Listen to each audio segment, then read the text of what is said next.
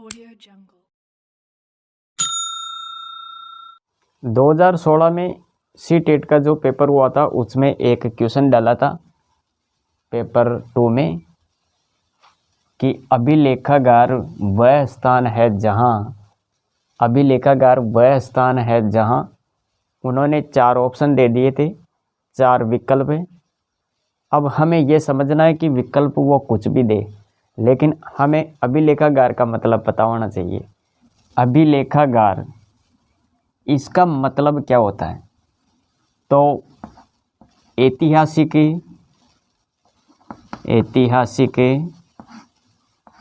पांडुलिपियों व दस्तावेजों को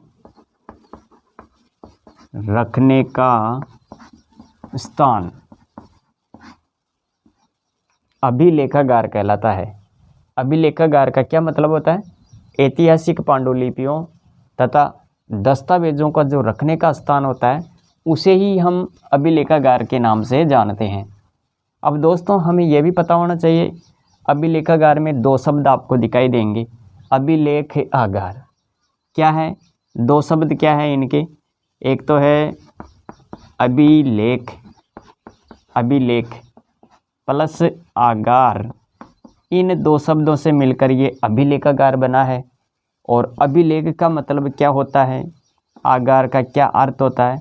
आगार का अर्थ आप स्थान से लगा सकते हैं, ये रखने का स्थान है, रखने का स्थान। जबकि अभिलेख का मतलब क्या होता है? अभिलेख का मतलब होता है पांडुलिपियां या दस्तावेज। पांडुलिपियां और दस्तावेज ये आप कह सकते हैं यहाँ पर। पांडुलिपियां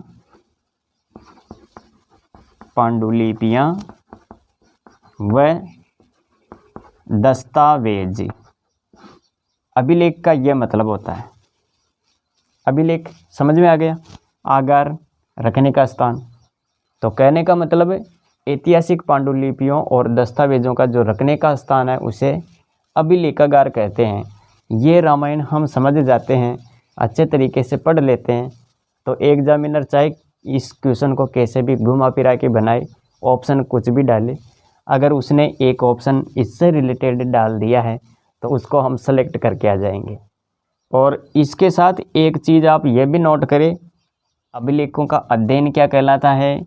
एपिग्राफी। अभिलेखों का अध्ययन क्या कहलाता है? अभिलेखों का अध्ययन क्या कहलाता है? एपिग्राफी। याद रखें, एपिग्राफी। समझ में आ गया? तो यह है जानकारी।